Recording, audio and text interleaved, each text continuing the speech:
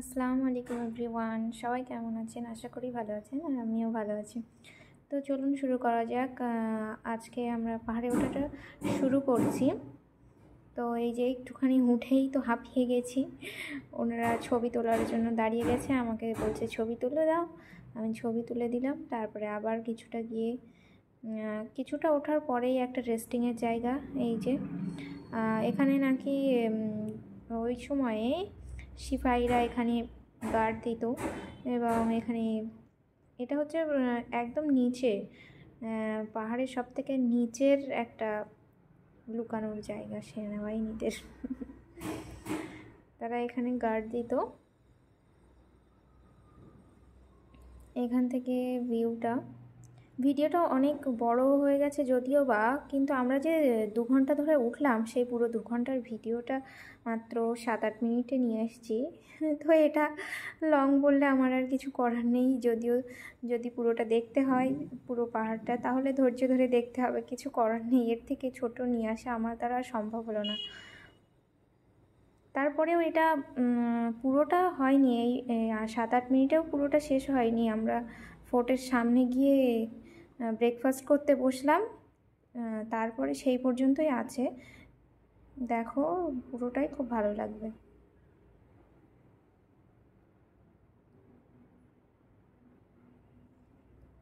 উঠতে উঠতে দেখলাম মাঝে একজন গার্ড দিচ্ছে। আমি তো ভেবেছিলাম পাহাড়ে উঠবো, আমরা 3 জনই থাকবো, আর কেউ থাকবে না হয়তো। তো দেখলাম মাঝপথে একজন সেফটি গার্ড পাহাড়টাকে গার্ড দিচ্ছে। কেন আমি জানি না, ওখানে কী অমূল্য সম্পদ আছে। তারপরে বড় বড় কেন্ন আর স্কুইরেল, এরা হচ্ছে আজকে আমাদের পাহাড় ট্রেকিংয়ের সঙ্গী।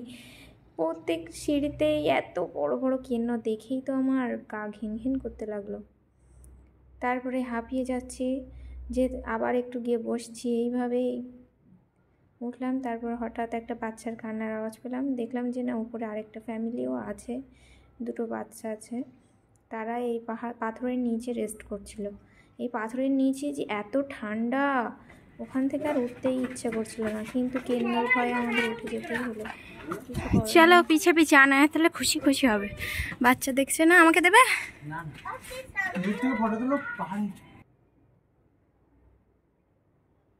ক্যামেরাম্যান আমার ফটো তুলছে। তারপরে একটু গিয়েই এই পাথরের নিচে, এই জায়গাটাও খুব ঠান্ডা, এখানেও আমরা রেস্ট নিচ্ছিলাম। আর একটু গিয়েই ওই জায়গাটা পাথরের নিচে, ওখানে ব্যাঙ, সাপ সব কিছুই আছে এখানে।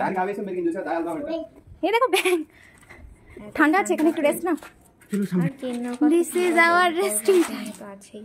তারপর আমরা রেস্ট করছিলাম, দেখলাম উপর থেকে আরেকজনের উঠেছিল, খুব সকালে উঠেছিল। তারা রৌদ্র আগেই উঠে গেছিল, তারা নামছে। তারা নেমে গেল। তারপরে আবার আমরা উঠে গেলাম। উপরের দিকে দেখছি আর ভাবছে কখন উঠবো আমি উপরে। কোলে করে উঠছে তো খুব মজা পাচ্ছে, কষ্টটা তো ওর বাবাই বুঝতে পারছে।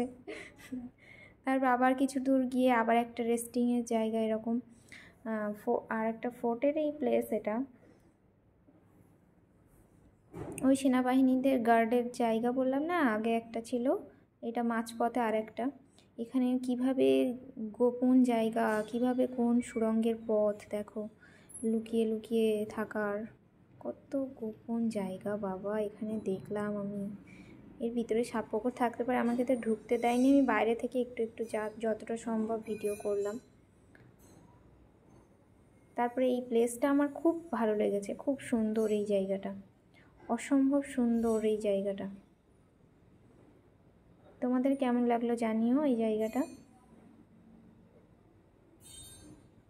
প্রায় উঠে গিয়েছি, আর একটু বাকি আছে।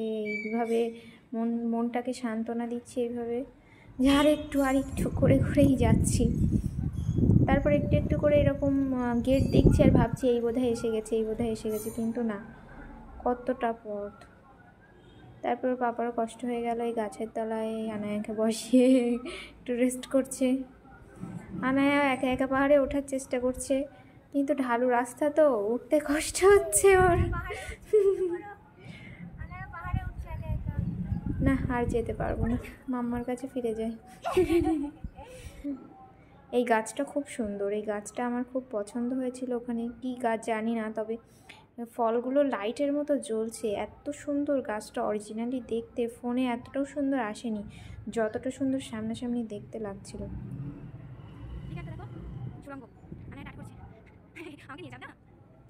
আমি ভাবলাম এইখানে চলে এসেছি মনে হয় ফোটে, তারপরে দেখলাম যে না, এটাও একটা কি জায়গা জানি না। তারপরে আমি বললাম ঠিক আছে, এখানে এত কষ্ট হয়ে গেছে, আমরা ব্রেকফাস্ট করে নিই। তারপর আমরা এখানে ব্রেকফাস্ট করতে বসে গেলাম। আর এখান থেকে পুরো ফোর্টের সামনের ভিউটা দেখা যাচ্ছিল। ভাবছিলাম যে আরেকটু গেলেই পৌঁছে যাব, তো একটু ব্রেকফাস্ট করে নিই। এখান থেকে ওই ভিউটার এনজয় নিচ্ছিলাম এবং ব্রেকফাস্ট করছিলাম আমরা।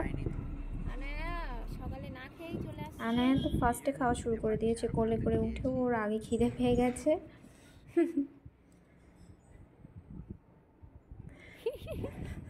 দুহাত বন্ধ, আনায়া টাটা করবে কি করে বুঝতে পারছে না।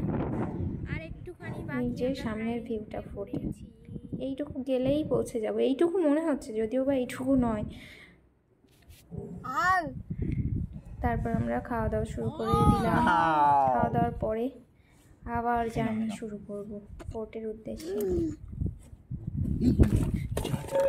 তারপরে কালকের ভিডিওতে থাকবে ফোর্টের মধ্যে কি কি আছে এবং সমস্তটা।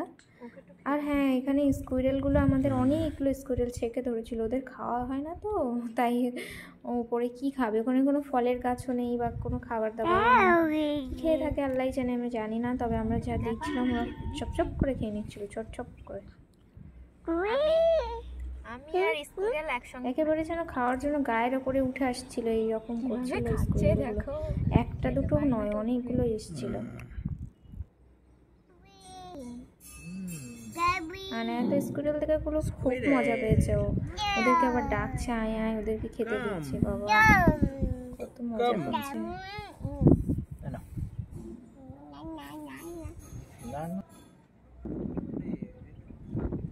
সামনে থেকে খুব সুন্দর লাগছে ফোর্টটাকে।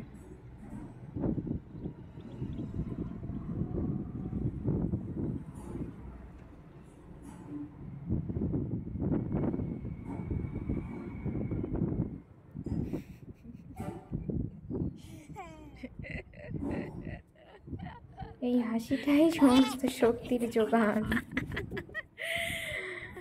চলো নেক্সট ভিডিওতে দেখা হচ্ছে। আজকে খাওয়া দাওয়া শেষ।